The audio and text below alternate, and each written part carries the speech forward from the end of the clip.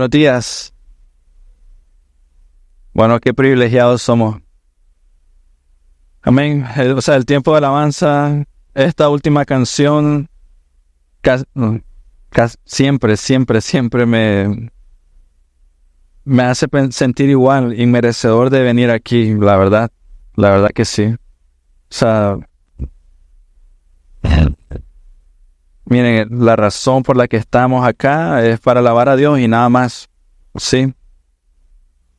Y la razón por la que despertamos es porque Dios así lo permitió. Entonces, hay muchas razones para alabar a Dios. Yo sé que tal vez pudo haber sido una semana complicada. Yo sé que tal vez, no sé, problemas en el trabajo o varias situaciones que puede haber, familia, salud, finanzas. Y adicional a eso, agreguémosle nuestro propio corazón pecaminoso. O sea, eso ya es bastante, ¿no? Matrimonio, hijos, tal vez, rebeldes. Pero hermanos, mira, y yo creo que todos nosotros podemos decir eso, pero a pesar de todas esas cosas, estar aquí juntos y alabar al Señor de la manera como lo hicimos, pues, todo eso desaparece. Y no es como... Y así es, o sea, poner la mirada en el Señor realmente alinea nuestra vida y nuestro corazón de una manera que trae sanidad que nada más puede hacer. Su palabra trae consuelo y aliento de una manera que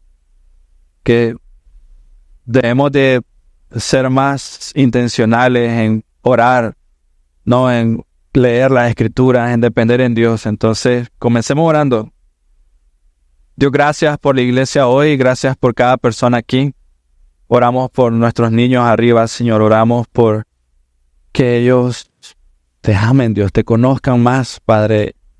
Señor, te doy gracias por las veces que has hablado en nuestras vidas por medio de ellos, las veces que nos hemos sentido retados por medio de ellos, Señor. Pero también suplico que no nos quedemos ahí, sino que podamos pastorear el corazón de nuestros hijos, ser intencionales con ellos, Señor. Que hagamos lo que sea necesario, Dios. Tú nos has llamado, Padre, usted nos ha llamado a cada uno de nosotros a conocerlo y deleitarnos en usted, Señor. Y ruego porque eso no solo se quede en nuestras vidas, sino que vaya a nuestros hijos también. Dios, bendice esta iglesia, por favor, Señor. Bendice a cada uno de los miembros, bendice cada persona que entra, Señor. Te suplico, Señor, te imploro que sea tu palabra la que cale en nuestro corazón, Señor. Que quite toda la mentira, Señor, que tu palabra transforme por completo nuestro corazón, mi corazón, Señor. Mi mente, quita toda mentira, Señor, de ella, Dios mío, por favor, que pueda concentrarme solamente en ti, mi Dios. Conocerte solamente a ti, mi Señor, que sea solamente tú el que llene todo mi ser, todo mi corazón, Señor, porque lo necesito, mi Dios, lo necesito. Quita toda la duda, Señor, la falta de fe, la inseguridad, el enojo, Señor, la amargura, mi pasado, cualquier cosa a la que me esté agarrando que estorbe para que tu palabra transforme mi vida por completo. Mi pecado, mi corazón, mis deseos, mis planes, nada de eso sirve, Señor. Solamente te quiero a ti, mi Dios, por favor. Oramos. Amén. Ok, entonces, si tienes una Biblia, por favor. Hoy vamos a estar en Efesios, Gálatas capítulo 5, versículo 10 al 12. Y hoy va a ser muy interesante. Voy a hacer muchas referencias hacia atrás de Gálatas. Hoy creo que va a ser bastante práctico. Voy a hablar mucho a la cultura de nuestra ciudad de Matagalpa, de cómo estamos acostumbrados a ver el cristianismo. Hoy el Señor nos va a hacer un llamado a ser celosos de la verdad. Y debemos de tener mucho cuidado con eso, porque muchas veces por el celo tendemos a lastimar a las personas, ¿no? O sea, por el celo es normal como decir, anda con el machete bien afilado y dándole pero debemos de tener cuidado con eso. Hoy vamos a ver una faceta de Pablo donde no sé si alguna vez le has puesto atención, pero las palabras que va a decir Pablo hoy son fuertes. Pero no quiero que te vayas con la mentalidad de que debemos de andar todos con el machete listo. Ser celosos de vivir la verdad no es machete, no es eso. Sino que hoy vamos a ver cosas muy prácticas de cómo se ve la vida cristiana, cómo se debe de ver. No son todas, pero la mayoría, cómo se debe ver nuestra vida, cómo se debe de ver nuestro celo en el Señor. O sea, eso es lo que quiero que te lleves hoy, cómo se debe ver nuestro celo de vivir la verdad del Señor. Como iglesia local, nosotros, la manera de cómo convivimos tú y yo, cómo compartimos y la manera como se debe ver tu celo de una manera individual. Así que leamos y veamos si ustedes pues captan en el versículo 12 lo que Pablo quiere decir. Gálatas capítulo 5, versículo 10 al 12. Yo tengo confianza respecto a ustedes en el Señor, dice Pablo, de que no optarán por otro punto de vista, pero el que los perturba llevará a su castigo, quien quiera que sea. Pero yo, hermanos, si todavía predico la circuncisión, ¿por qué soy perseguido aún? En tal caso, el escándalo de la cruz ha sido quitado. Luego versículo 12. Ojalá que los perturban, lo vuelvo a decir por segunda vez, también se mutilaran. Otras versiones dicen diferente, pero otras versiones dicen apartar o cortar, pero la más arraigada o llegada es justo lo que acaba de decir.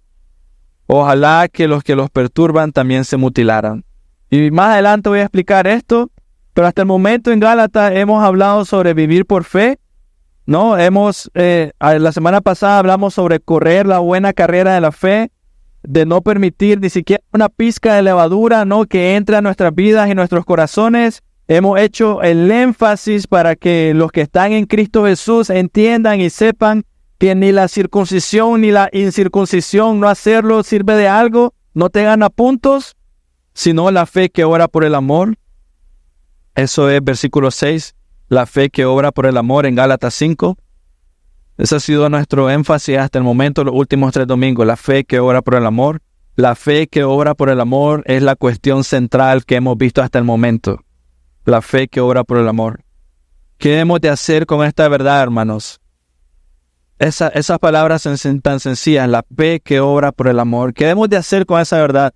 Todos ustedes me dirían, sí, amén, qué bonito, qué bueno, pero ¿qué debemos de hacer con ello? Lo debemos dejar ahí como un muy buen principio bíblico, como un buen perfume, ¿no? Algunas veces siente a la persona cuando entran a la iglesia y ¡pum!, un perfume, qué rico huele. Pero lo debes de dejar así, como un perfume que luego se disipa, que se desaparece, o debemos siempre luchar por esa verdad. Debemos permanecer firmes, fiel en ella, trabajando en base a ello constantemente, celosos de ello, celosos de vivir por la verdad, de demostrar amor por la fe que tenemos, la fe que obra por el amor. En medio de la lucha por la verdad que está teniendo Pablo, aparecen contendores, aparece gente que quiere pelear en contra de él, que está en contra de lo que él está enseñando. Y en este caso, esos contendores son judaizantes, que lo hemos estado viendo también. Y estos contendientes lo acusan a Pablo y nos acusan a nosotros de mentiras. También siempre aparecerá alguien que viene y te acusa de mentiras. Te acusa de que no eres tan piadoso, que no eres tan acá, o que no eres un gran cristiano. Y tú responderás, bueno, mi meta no es ser un gran cristiano, o sea, no lo soy. Pero viene gente y acusa, así como sucedió con Pablo, que lo acusaron de predicar la circuncisión. Pablo contraataca y dice, si yo estuviera predicando la circuncisión, entonces ¿por qué me persiguen? Si ustedes también lo predican, ¿por qué están en contra mía, no? Y en estas palabras, en esta pregunta, Pablo revela mucho de sus convicciones. Y es interesante. Nos va a dar dirección de cómo vivir la fe, cómo ser celosos de la fe. Mira, él dice, si fuera así, si yo predico la circuncisión, ¿por qué soy perseguido? Y en otras palabras, él está diciendo, él no evita la persecución, no la está evitando, no está corriendo de ella, no evita el escándalo de la cruz, sino que lo acepta. A pesar de la persecución, él sigue. Él está muy preocupado por aquellos que están perturbando a los Gálatas. Y esa palabra espero que la recuerden. Él está muy preocupado por aquellos que están perturbando a los Gálatas. que desean poner el cuchillo sobre ellos. Están ansiosos de poner el cuchillo, pero por una mala razón. Y Pablo dice, espero que ese cuchillo se les resbale y ustedes mismos se mutilen. Con esa frase no quiero que piensen que Pablo es un hombre que está llevado a la ira. No piensen así. Si crees que eso no es la idea central de este versículo, no es un hombre que está diciendo cualquier cosa sin sentido y no es como un pastor diciendo ojalá que ustedes mismos se metan el cuchillo y se mueran. No está diciendo eso, o sea, no es su intención, sino que en medio de ese llamado de mutilación vemos que sigue colocando su mirada en Dios. Primero coloca su mirada en Dios y luego está diciendo esto. Y hoy vamos a ver entonces un poco sobre cómo debe ser nuestra vida práctica de la fe y el celo que debemos de tener hacia la palabra de Dios y el Señor. Así que punto número 1, el creyente tiene bajas expectativas en el hombre. Debes de tener muy bajas expectativas de ti mismo, pero altas expectativas en lo que Dios puede hacer. Muy bajas expectativas en tu propio corazón, pero muy altas expectativas en Dios. Versículo 10 lo dice, yo tengo confianza respecto a ustedes en el Señor. Y es interesante que Pablo diga eso por todo el conflicto que ha habido. Lo quieren dejar, o sea, hay exclusión entre ellos, no quieren más comunión, pero Pablo dice, tengo confianza respecto a ustedes en el Señor. Pablo inicia expresando esperanza con respecto a los Gálatas, a pesar de las dificultades. Él tiene esperanza de que volverán a su fe, a una fe sincera. Tiene la esperanza de ello. Y muchas veces nosotros queremos arreglar las cosas rápido. Yo soy de ese tipo de persona. Aunque no lo pareciera, quiero arreglar las cosas rápido. Queremos, y eso está bien, pero primero que todo recuerda, Dios es quien lo hace. Eso es lo primero. Aunque tengas ese impulso, Dios es el que lo debe hacer. ¿De qué sirve? ¿De qué sirve mi solución? Sinceramente, ¿de qué sirve? ¿Qué podemos colocar nosotros en la mesa que sea bueno? Estamos en la mesa de Dios, estamos comiendo su banquete. ¿Y qué puedo traer yo que sea bueno? ¿No? Y es interesante porque pasa algunas veces en la iglesia, ¿no? La gente, o yo recuerdo que para mi boda hay un primo que quiero muchísimo y no llegó y la razón que me dio es que no podía llevar tu regalo. Yo, ¿qué me importa? Le decía yo, o sea, yo quería que estuvieras. Pero, de nuevo, estoy delante de Dios y ¿qué puedo poner yo en la mesa con Él? Y esta semana para mí fue mucho de reflexión sobre esto porque tuve más tareas de las usuales y parte de esa tarea era que yo tenía que hacer una lista de las fortalezas que yo tenía como individuo y las fortalezas que tenía como familia. Y entonces lo primero que dije cuando miré eso, dije, ¿cuáles? Dije yo, o sea, ¿cuáles fortalezas? Eso fue lo primero que se me vino a la mente. Porque digo, mira mis inconsistencias, mira mis pecados, mira cómo he fallado con mi esposa, mira mis fallas en esta área, en aquello. Dije, más bien lo que puedo describir son todas las cosas malas que veo en mi corazón que Dios ha ido transformando. Eso sí puedo hacer una lista muy grande, gracias al Señor.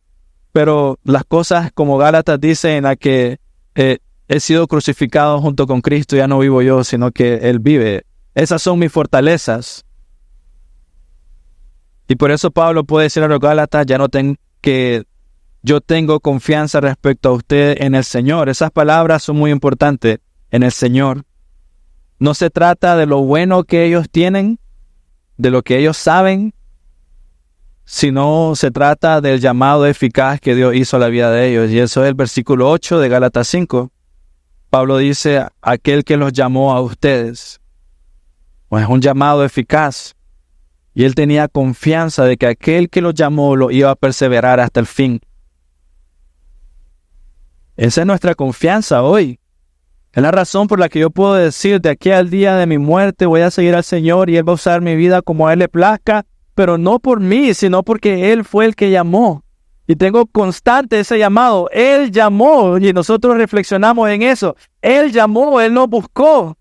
Él nos hizo pasar de muerte a vida. Él abrió nuestro ojo a la Biblia. Él nos sacó de las tinieblas, nos hizo ver lo pobre y horrible de nuestro pecado y nos mostró la maravillosa gracia. Esa es mi confianza. La confianza de Pablo no está en ellos, sino en el Señor y la obra continua por medio del Evangelio. Y debemos de tener mucho cuidado con este punto. Entonces, algo que debemos de recordar es que no se trata que debemos de valorar la unidad. Y escúcheme bien, no debes de valorar la unidad por encima de la verdad. Eso pasa hoy mucho. No es buscar unidad a toda costa. No se trata de eso. No es buscar unidad sin importar el resultado. No es eso. No es como con tal de que en la casa no haya gritos, bueno, está bien. No es buscar unidad, sí. No es buscar unidad a pesar del resultado o a pesar del peso que esto traiga en la iglesia, en la familia, en tu hogar. No es eso. Más bien, la verdad traerá auténtica unidad. Eso es lo que está haciendo Pablo ahorita. La escritura traerá auténtica unidad. Y esta unidad es sin tropiezo. Esta unidad es equilibrada, trae paz. Es lo que ustedes sienten cuando estamos alabando al Señor. O sea, como comencé el inicio, ¿no? Pudiste haber traído algún problema y de repente empiezas a cantar al Señor, empiezas a alabar su nombre, empiezas a meditar en Él. Y todos en un mismo sentir, todos queriendo, o sea, como cuando empiezas a aplaudir, es como que uno aplaude y sí, aplaudamos. Entonces todo en un mismo sentir. La Escritura trae auténtica unidad. La verdad nos ayuda a quitar cualquier pensamiento de nosotros personal y lo colocará en el lugar correcto, en la basura. Y va a poner a Dios primero. Eso es lo que está pasando con Pablo. Él no está diciendo, hermanos, yo creo, hermanos, yo pienso. Pablo está diciendo, el fruto de las Escrituras es unidad en los creyentes. Unidad en los creyentes. Eso es siempre importante. El fruto de la Escritura es unidad en el creyente. Cuando colocamos las Escrituras primero, entonces, por encima de nuestros pensamientos, emociones e ideas, entonces las Escrituras se vuelven lo más importante. La Escritura se vuelve aquello que nos une. La Escritura se vuelve aquello que se vuelve como el estándar o se vuelve nuestro mapa a seguir. ¿Por qué Pablo dice estas palabras entonces? ¿Por qué? Porque sabe que el verdadero creyente, la palabra de Dios es el mayor tesoro que tiene. El verdadero hijo de Dios puede que sea engañado. Miren, lo que estoy diciendo, puede que sea engañado. Puede que venga alguien y te diga algo y te lleve, te distraiga. Puede que venga algún plan personal y empieces a buscar la manera de hacer que ese plan funcione a tu conveniencia. Puede que seas engañado, pero para el creyente genuino este engaño sirve para agarrarse más de Dios. Porque luego viene la convicción de pecado, miras el fruto de ello, miras que no hay unidad, miras que hay más tropiezo, hay menos gozo, hay más problemas. Entonces el creyente genuino dice, salí, ya, ¿qué es esto? Esto no es Dios. El engaño en el creyente hace que se sostenga más fuerte en la palabra de Dios. Hace que mire las consecuencias de haberse apartado y dice, nunca más. Señor, ayúdame, por favor, escúchame. Escucha mi oración, no quiero volver más por ese camino. Te hace esperar más en el Señor que en ti mismo. Tu corazón sabe y entiende todavía más su perversión y por consiguiente dice, quiero volver al Señor. Esto te protegerá de aquellos que quieren perturbar nuestra unidad. O sea, van a venir personas que van a querer separarte de la vid, quitarte de ella, ¿no?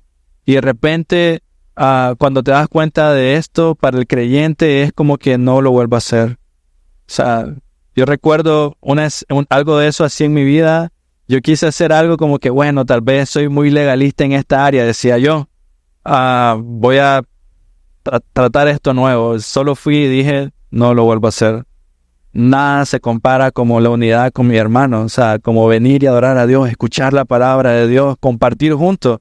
No lo vuelvo a hacer. Me sirvió como, o sea, ni siquiera hice nada como terriblemente malo. Solamente estaba en un círculo que no debe haber estado. Pero lo recuerdo al día de hoy y digo, no vale la pena. por más que tenga buenas intenciones, entre comillas, ¿verdad? Porque no lo son, no vale la pena.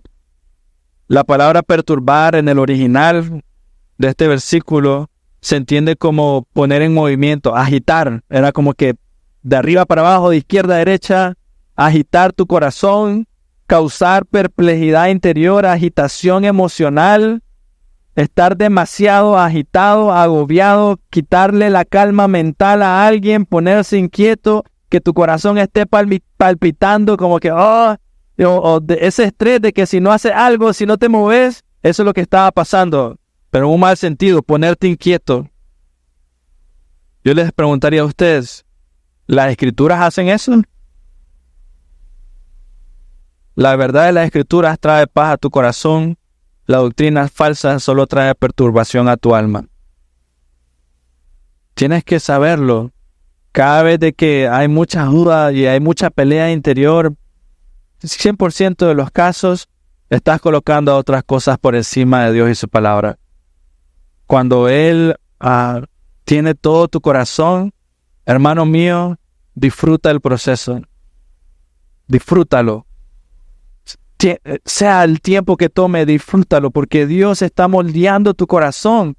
Te está mostrando que Él tiene el control, que Él va a traer el gozo y la calma que necesitas. Pero cuando hay mucha agitación, mucha perturbación, 100% de los casos dejaste de ver a Dios.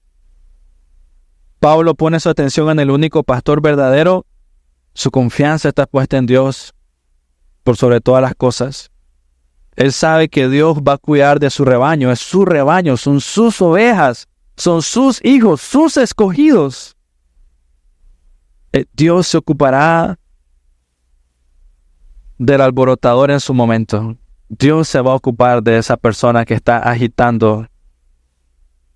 Y eso es un gran contraste, porque mira cómo comienza Pablo. Recuerda que Pablo era fariseo de fariseos. No, recuerda el celo de Pablo. Y mira cómo él inicia. Dice, yo tengo confianza respecto a ustedes en el Señor, que no optarán por otro punto de vista, pero que los perturba llevará su castigo quien quiera que sea. Recuerda que este es el mismo Pablo que fue a buscar las cartas para que le dieran permiso de ir a agarrar de las greñas a cualquier persona que se llamara cristiano, meterlo en la cárcel y matarlo si era posible.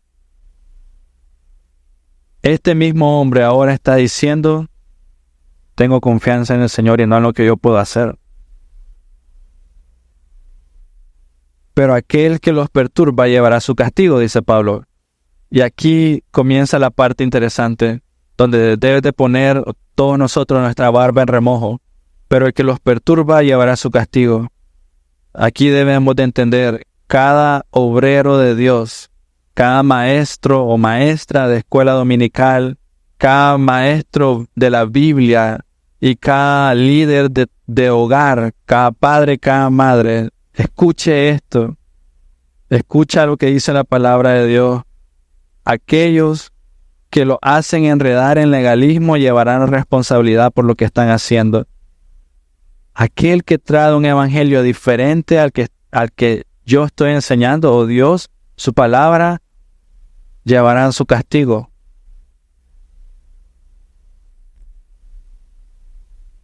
Cualquier persona que introduce confusión en la iglesia, quien sea, el pastor principalmente, los que se atreven a romper la unidad de la fe, los que se atreven a llevar sus propias ideas por encima de la unidad de la fe del evangelio, los que se atreven a poner sus emociones por encima de lo que Dios está haciendo por medio de su palabra, presten atención y tiemblen, porque Dios dice, quien venga con tales ofensas no quedará sin castigo. Lucas 17:1 lo dice también. Cada uno de nosotros que nos dedicamos a la enseñanza debe abordar este llamado de Dios con mucha humildad, mucha reverencia, mucha oración. Timoteo lo dice, Pablo lo dice a Timoteo, dice, debemos procurar con diligencia presentarnos a Dios aprobados, como obreros que no tienen de qué avergonzarse, que usan bien la palabra de verdad, que la usan bien. No es solo como para sacar un recetario de, no sé si una oración y uno ayuno, el resultado va a ser que voy a estar mucho mejor conmigo mismo. No es cierto. No es una receta para llegar a algo. Es cierto que eso trae beneficios, pero no es como si hago esto o aquello. No es así. Procura con diligencia presentarte a Dios aprobado como obrero que no tiene de qué avergonzarse, que usa bien la palabra de verdad. Este versículo en Gálatas habla sobre el peso que tienen aquellos que enseñan.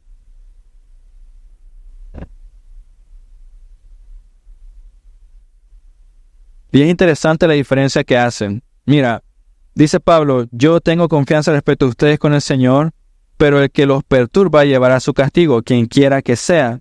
Y Pablo está haciendo una diferencia porque están los perturbados y está el que perturba. Entonces Pablo está haciendo una diferencia entre líderes y aquellos que son guiados, ¿no?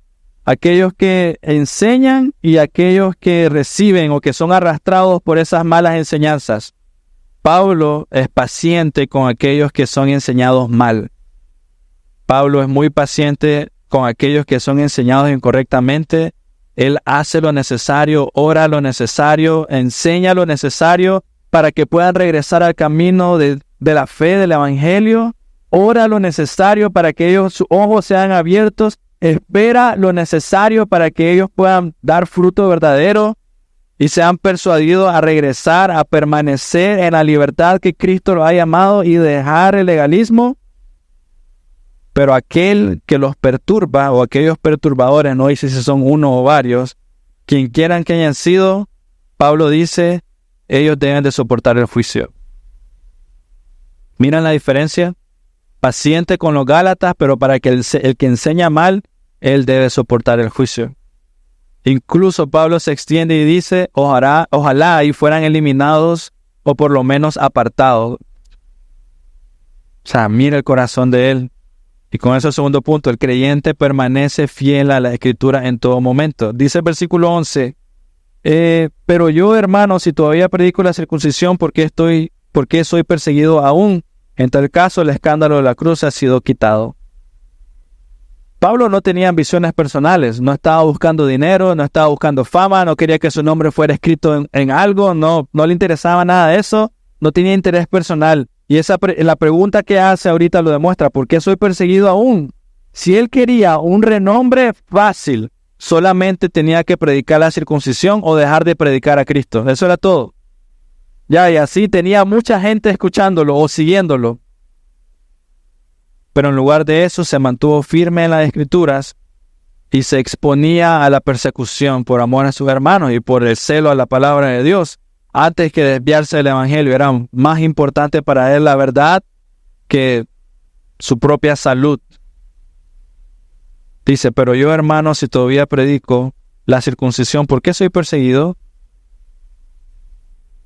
Pablo deja claro que su interés no es un renombre. Gálatas 6:12 dice, los que desean agradar en la carne tratan de obligarlos a que se circunciden simplemente para no ser perseguidos a causa de la cruz de Cristo. Pablo está siendo claro, no me molesta la persecución. Los judaizantes hacen lo que hacen porque no quieren ser perseguidos. Mira, es importante lo que estaba pasando porque si el legalismo de estos judíos era aceptado en el cristianismo, entonces quienes aceptaran este mensaje pueden evitar la persecución. Y eso es muy como te atrae, ¿no? Que yo quiero ser cristiano, pero si sigo el judaísmo, entonces no me van a perseguir. Yo creo que eso está bien. Si Pablo cedía ante eso, iba a ser algo terrible. Porque entonces todo el mundo iba a decir, puedo ser cristiano, pero evitar ser perseguido siendo judío y siguiendo el legalismo. Les pregunto a ustedes hoy, ¿eso suena bien? Voy a ser cristiano, pero voy a seguir siendo judío por fuera para evitar que me persigan. ¿Suena bien? Se lo voy a poner de otra manera. Y aquí todo el mundo me va a decir no inmediatamente, se los aseguro.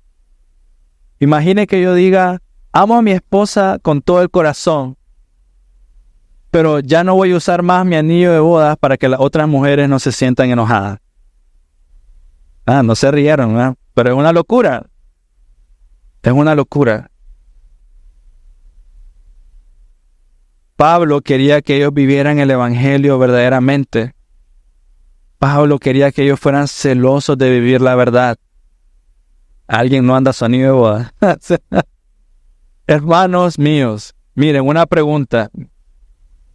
Si tus hijos ven un mal ejemplo en tu familia extendida, escúchenme, si tus hijos ven un mal ejemplo en tu familia extendida, si tu familia misma es un mal testimonio para el corazón de tus hijos, te pregunto, ¿seguirás llevando a tus hijos con esas personas? Un padre que no ama a su hijo los va a seguir llevando.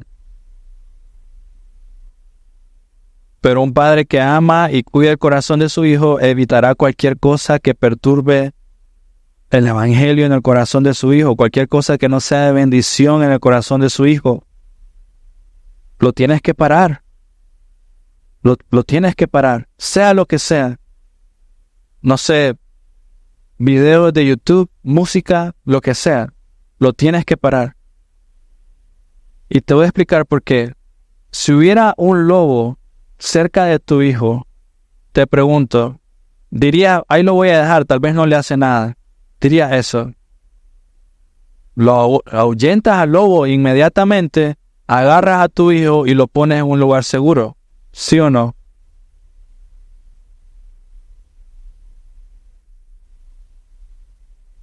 Hermanos, ¿qué debes hacer con la fe? No se trata de separar a la familia, no es mi objetivo, pero sí de cuidar el corazón de tu hijo, sí de cuidar el corazón de tu familia. No lleva a tu hijo donde un familiar enfermo, o sí. Si sabes que un familiar tiene una enfermedad grave, ¿lo llevas? Tú dices, no voy a ir porque o no voy a ir con él.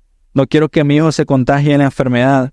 Pero no tienes problemas con que el corazón de tu hijo se contagie o se pierda en pecado. Ese es el cristianismo que vivimos. ¿Por qué doy este ejemplo? No estoy siendo exagerado con este ejemplo. La verdad no. Así debe ser. Pero también el contexto me permite dar este ejemplo porque si te va un capítulo atrás, Gálatas 4:19, Pablo le dice a los Gálatas, hijitos míos. Y ahorita él está diciendo, ojalá que estas personas que los perturben se mutilen ellos mismos. ¿Te das cuenta? El celo y el cuidado de él, la protección. Él mismo está diciendo, ojalá que esos que los perturban a ustedes, que están con ustedes, se mutilaran. ¿Recuerda la semana pasada? Un poco de levadura leuda la masa. No estoy siendo exagerado. Debemos de estar preparados para hacer lo necesario. Lo necesario. Cuando tu hijo está enfermo, tú haces lo necesario. Gastas lo necesario. Buscas lo necesario. Pero cuando se trata del corazón, esperas demasiado.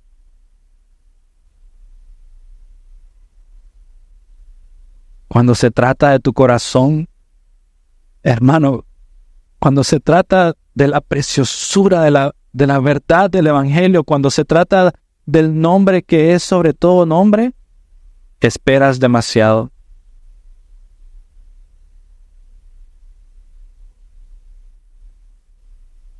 Debemos de estar preparados para hacer lo necesario. Y luego, si Dios nos permite ser luz para esas mismas personas de las que has separado a tu hijo, pues gloria a Dios. Pero primero el Señor tiene que estar entronizado en tu corazón, no tus emociones, no tus deseos, no lo que quieres o piensas o deseas que mereces. Dios entronizado, eso es lo primero. La iglesia también tiene que tener cuidado de esto. Nosotros tenemos que tener mucho cuidado de esto. Muchas veces por el afán de llenar las sillas, por el afán de que todo se mire lleno, o por ser encontrados como una buena iglesia que está a la moda, entre comillas, las iglesias comprometen la clara declaración de salvación de Dios por gracia solamente, por medio de la fe solamente, en la obra de Cristo solamente. lo comprometen. Yo debo confesarles que en un inicio yo lo hacía también. Y cuidado, yo hoy lo hago y no me doy cuenta. Espero que no sea así. Pero al inicio era como que llamar a las personas, sí, vamos, tenemos un rico refrigerio. Ah, qué basura es ahora. Tenemos la palabra de Dios. Tenemos un buen ministerio de niños, gloria al Señor. Pero lo más importante es que están aprendiendo la palabra de Dios. Si nos concentramos más en lo que hacemos, el audio, no sé, la alabanza, que es de bendición, lo es. Si nos concentramos más en estas cosas, hermanos, estamos siendo de tropiezo para el mundo entero y para esta ciudad. No debe ser nuestro enfoque. Estaríamos odiando a las personas porque nosotros mismos estaríamos siendo de distracción para que miren las Escrituras. Dios. Nos estaríamos colocando nosotros mismos en medio de la salvación que Dios ya definió como. ¿Y quién? Recuerda entonces, un poco de levadura leuda la masa. Pablo lo deja claro, debemos de seguir la verdad y solamente la verdad. Algo a tomar en cuenta es el tipo de cultura de la iglesia alrededor nuestro o esta iglesia. Muchas veces las iglesias hacen conferencias, no sé, conciertos, vemos pancartas, hacen un montón de actividades, incluso vemos que la forma que visten y queremos imitarlo, queremos seguir la corriente, ellos se ven así, entonces nosotros mirémonos así, se ve, no sé, actual. Queremos que nuestra iglesia resalte también. Mira lo que está haciendo aquí la iglesia y está llamando la atención, puso luces de neón afuera y mira, todo el mundo está mirando. Queremos que nuestra iglesia resalte, pero esa no es la meta. Queremos que Cristo resalte en nuestras vidas, esa es la meta. No es el edificio, no es el pastor, queremos vivir a Cristo y no queremos una farándula. Hemos visto que la farándula no sirve de nada, ¿no? ¿Cuántos súper famosos en un segundo ya no son famosos? ¿Por qué digo esto? Los judíos eran así, eran orgullosos. Y no digo que nosotros no. Los judíos eran muy orgullosos, eran muy legalistas, ¿no? Nadie era como ellos. Y los griegos, los griegos que habían en la ciudad de Galacia eran gente que estaban muy orgullosos de su conocimiento, de toda la información que manejaban. Y por esas cosas despreciaron el Evangelio. Y eso mismo hacemos nosotros cuando ponemos el Evangelio en segundo lugar y nos concentramos en basura, como lo que he dicho antes. Algunas veces las iglesias gastan más dinero en hacer una buena foto del pastor y ponerlo en una pancarta afuera de lo que se preocupan de lo que sale del púlpito. Están más preocupados por verse bonitos, que no está mal, está bien. No, somos bendecidos también con una iglesia muy bonita y eso está bien y debemos de ser agradecidos con ello, pero no es el centro. Coloquemos la mirada en el lugar correcto y en la cruz siempre. Y eso nos va a llevar a trabajar correctamente, a hacer las cosas bien. La gloria de Dios es mucho más importante, hermanos, mucho más importante que mi propia salvación. Escucha, la gloria de Dios es mucho más importante que tu salvación. Y te explico por qué. ¿Qué sentido tiene ir al cielo si no está su gloria, su santidad y su majestad? ¿Qué sentido? Y así, número 3, el creyente debe ser celoso en vivir la verdad. Con todo lo que hemos dicho y lo que hemos aprendido en las últimas semanas, no es extraño que Pablo añada el último comentario. Ojalá que los perturban también se mutilaran. No es extraño. Pablo ha estado animándolos y haciéndolos reaccionar, a voltear a ver a Cristo. Y él termina esta sección así, ojalá se mutilaran. El comentario ha sido, este comentario mutilarse ha sido objeto de mucha interpretación y muchas personas han tratado de suavizarlo. Quieren poner a Pablo como, no, él no dijo eso realmente, quería decir esto. Pero el significado es claro Y el propósito parece bastante claro. Pablo está tan celoso por sus hijos en la fe, sus conversos, la salvación de ellos, que desea que los judaizantes que están perturbando y apartando la mirada de la salvación del Señor, de las Escrituras que los están haciendo resbalar, desea que el cuchillo caiga en ellos mismos.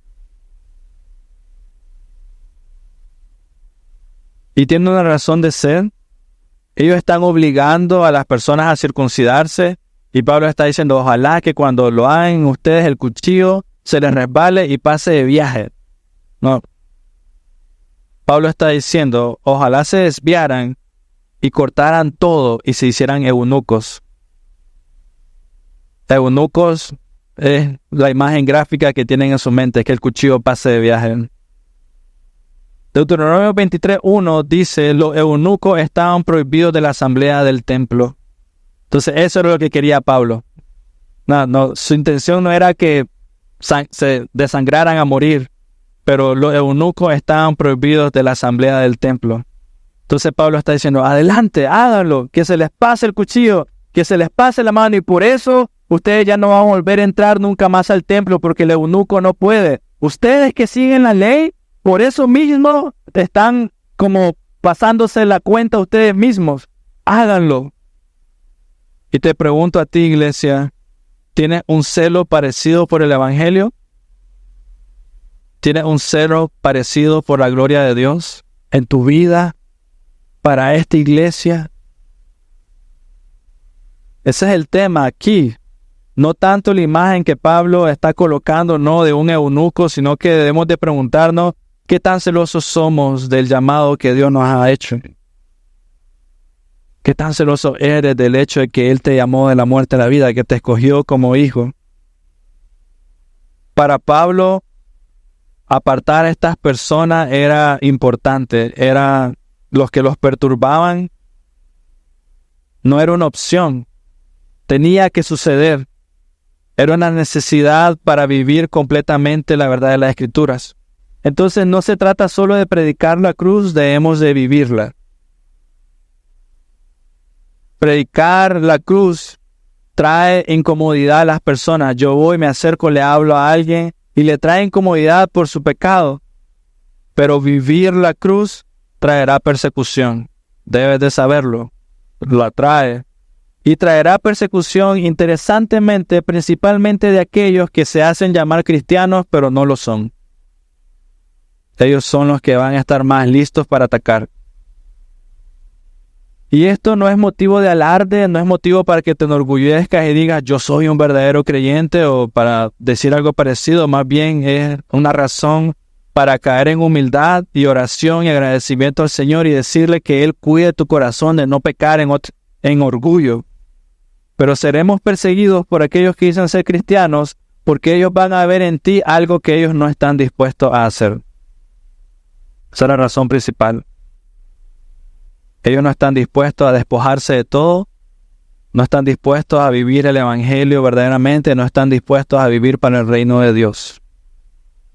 Pablo está predicando a Cristo y está dispuesto a morir por ello, a ser perseguido por ello. Está dispuesto a amar a sus hermanos aunque les cueste la vida a él. Perder lo que tenga que perder con tal de que ellos tengan seguridad de la salvación y del evangelio. Pablo reconoce su insuficiencia en ello, por eso comienza diciendo, tengo confianza en el Señor.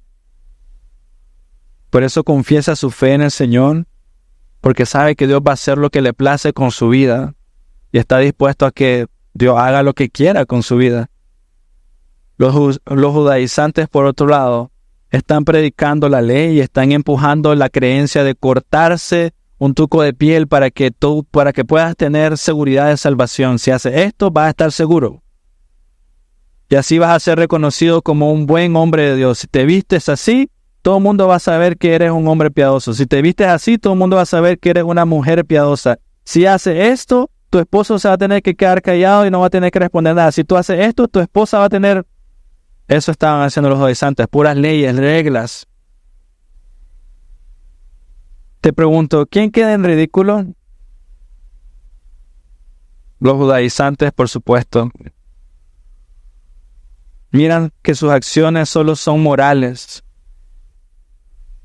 Pero los creyentes, por medio de la práctica y por medio de la fe en el Evangelio de Dios, su corazón es transformado. La razón no entiende esto. Mi entendimiento no lo entiende, porque estamos como enlazados para nosotros decir, ¿cómo puedo hacer yo para mejorar esto? Estamos enlazados para pensar así, como, ¿qué puedo hacer yo? ¿Qué puedo traer a la mesa? Pero Pablo lo que está diciendo es, la respuesta nunca es cómo debes hacer, sino quién ya lo hizo. Y aquí quiero quitar algo de peso en ustedes. Cuando ves a alguien que está haciendo más de lo que tú haces, cuando ves a alguien que está viviendo el Evangelio, y digamos entre comillas, mejor de lo que tú lo estás viviendo, debes de tener cuidado. No es que Dios te esté llamando a hacer lo mismo. Ten cuidado con eso. Dios no te está llamando a hacer lo mismo que está haciendo otra persona. No debes de pensar, si no estoy haciendo lo mismo que está haciendo el pastor, estoy en pecado. No debes de pensar así. No es eso. Dios ha llamado a cada uno de nosotros a hacer algo diferente, un cuerpo, diferentes funciones, tareas diferentes. Pero hay algo que sí Dios nos ha llamado a todos nosotros a hacer como un solo cuerpo. Amarle a Él con todo nuestro corazón.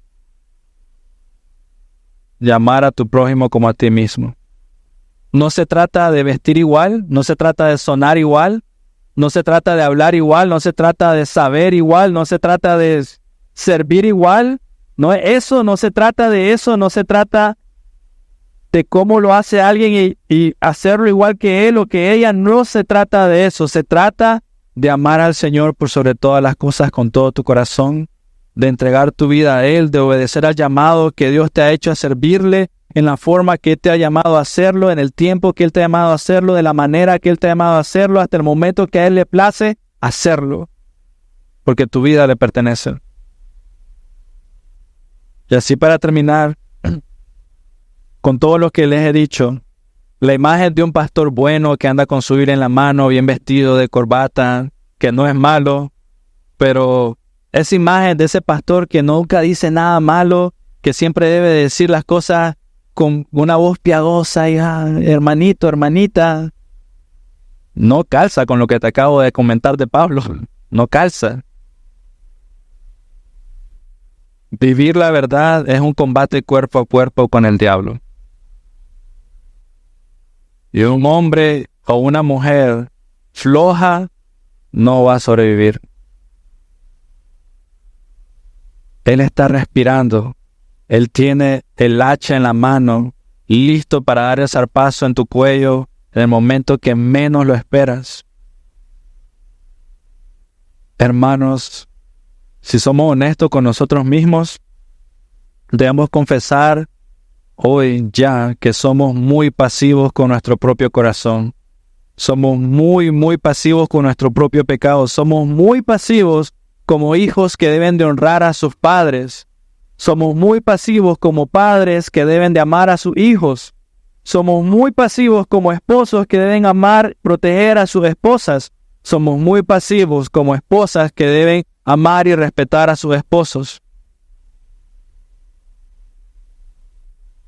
Pongamos esa tolerancia a un lado y oremos más por esta actitud de Pablo, de celo. Hagamos lo que tenemos que hacer, lo que sea que debemos de hacer, y ven al Señor y pon tu corazón en ello. Lo que sea que debas hacer, ven al Señor y pon tu corazón en ello. Nosotros queremos que el Evangelio avance y amén, pero muchas veces queremos hacerlo con mis ideas, mi tiempo, mi forma, mi anhelo, como yo pienso, y no es así. Si Dios le place avanzar el Evangelio por la predicación de su palabra y nada más que eso, así debe ser. ¿Quiénes somos nosotros para cuestionarlo? Más bien digamos, Señor, gracias por haberme llamado. Versículo 8. Ustedes deberían animarnos Esto, debería animarnos y consolarnos, porque es cierto que el mundo nos odia, es cierto que somos perseguidos, es cierto que van a hablar de nosotros, es cierto que van a inventar mentiras o verdades y las van a exagerar, también eso es cierto.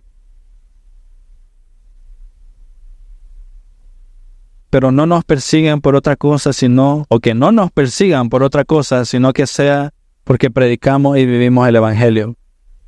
Que esa sea la razón. El mundo no nos acusa de robo, y eso es muy interesante en la iglesia de hoy. El mundo no nos acusa de robo, no nos acusa de asesinato, no nos acusa de prostitución o cosas por el estilo. Nos detesta y nos aborrece porque enseñamos a Cristo y vivimos a Cristo. Por tanto, eso debe ser de ánimo, porque significa que algo estamos haciendo bien. Podemos estar fuera de duda que cuando somos perseguidos así, puedes quitar la duda, estoy caminando por el lugar correcto. Porque estoy viviendo el Señor, viviendo para el Señor y estoy siendo perseguido. Voy por el camino correcto. Por tanto, diría yo, ¿no les parece interesante que las personas en las iglesias hoy en día están dispuestas a perdonar a un pastor que fue infiel a su esposa? O sea, la iglesia hoy tristemente está dispuesta a perdonar a un pastor que ha sido infiel a su esposa, pero un pastor que predica el consejo de Dios y que anima a los creyentes a vivir la verdad, es odiado. Es interesante, pero es que así es. Muchas veces la iglesia que tiene el pastor infiel está llena. Y la iglesia que tiene al pastor que te llama a vivir el Evangelio, muchos se van enojados. Hermanos, 1 Corintios 29:11. Tuya es, Señor, la grandeza y el poder, y la gloria y la victoria y la majestad. En verdad, todo lo que hay en los cielos y en la tierra, tuyo es el dominio, Señor, y tú te exaltas como soberano sobre todo. Hermanos míos, que su concentración no sean los números. Le doy gracias al Señor que hoy está lleno, pero nuestra concentración no es los números.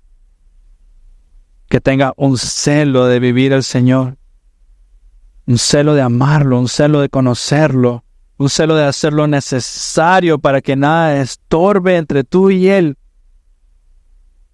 Que nada estorbe la relación de tu hijo con Él. Nada de ti principalmente.